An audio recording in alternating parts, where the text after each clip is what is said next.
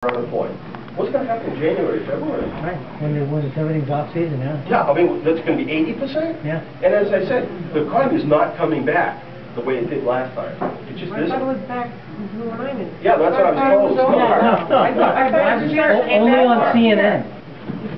And you know what? They talk about older workers are harder to employ. No, this thing's affected everybody. This thing's affected everybody. People are coming off the rolls now, and you can't even go to Home Depot or these other places, even where there are low skills in some of the jobs. You can't even go there. They're not even accepting applications. There's nobody working in those places.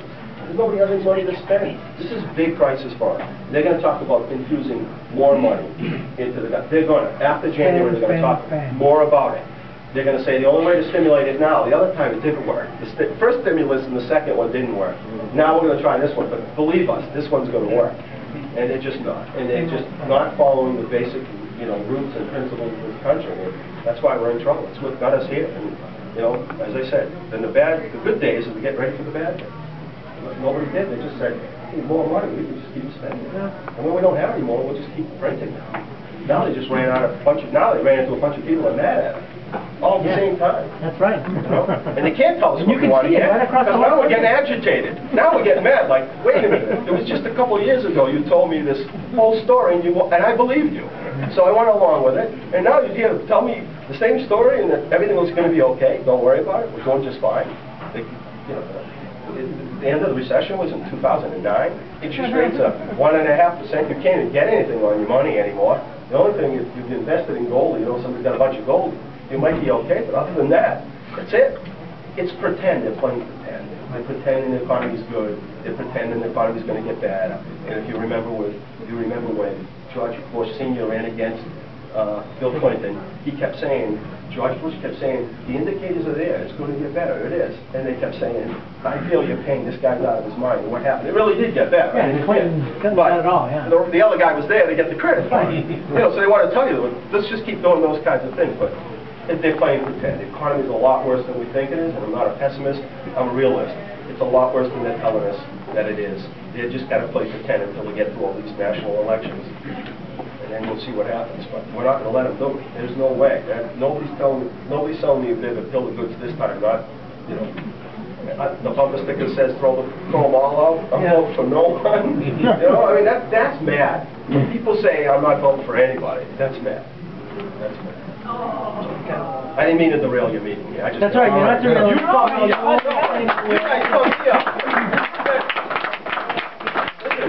Especially I'm an independent. When I go to the U.S. Conference of Mayors in D.C., that's when all the mayors come together. There's a Democratic breakfast, and then there's a Republican, and I just go get a bagel by myself. So now I'm like, wow, everybody's pumped up. We're all thinking the same thing. Forget who you are. It's a matter of, a way of thinking, and that's what's got me all pumped up. You're not alone. No, I know. That's what I'm saying. I feel better now, Yeah, 52%.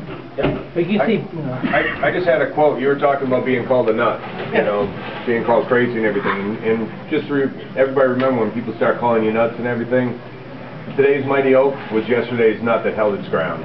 There you go. I mean, that's what they're going to do, though. They've tried it right along, and they keep trying these things to see if something will catch on.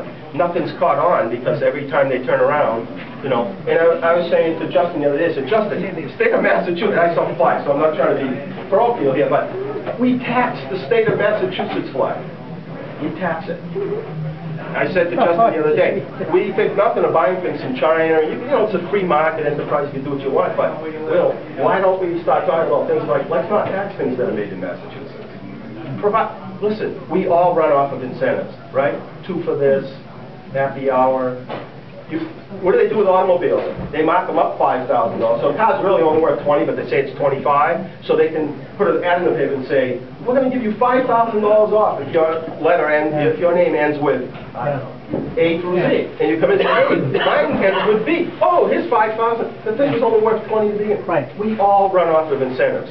You've got to find, this country's got to find the way and the mechanisms and the incentives. Go back to the people who employ. Go back to the people who purchase things and say, what incentive do you need? Oh, listen, every one of us is watching our dollar. You provide the incentives, and we'll do what we have to do to do it. There shouldn't be things taxed that are made in America. Just don't tax them. Now you'll see people start picking up things that are made here. What happens when something's made in America? People work, right? They're not just shipping all these things from China on these big cargo things. Drives me nuts. Put them on a truck and then they bring them in. Half the drivers aren't even from this country. And, it's a mess. And there's only one way this is all going to get straightened out. They need to hear the message. The message will be delivered in November. Throw the bums out. That's it. I mean, that's it. They're going to get the message. Dump the bell. They're not, well, yeah, that too, but the beginning is, listen, there are a lot of people panic stricken. Yeah, you saw- Frank's panic stricken. Right. They're bringing in Bill Clinton. They're bringing in Bubba, He didn't get invited to birthday party. Now they're bringing him. He was in Maine yesterday. He was in Taunton yesterday. And then in Connecticut. They're bringing him all over the place. Like, well, maybe he. You know why? The only thing they identify was. Because Obama can't do it. He comes in and gives the heck Right. Why are they bringing President Obama in? Oh, Because they want a shot? Hey, Dean, I noticed at the JA Festival, you were there, Yeah. the enthusiasm. Charlie Baker came through there, you were talking to him, and people were just like all over the guy. And then you had Kara That's right. Polito come, and then... People are in line to wait to talk to this guy. Charlie? Yeah. Listen, anybody that's over 75 years, 75 years, they're not cynics. They just heard it all. They've heard all these sales. You know, they've heard it all. They're walking up to him.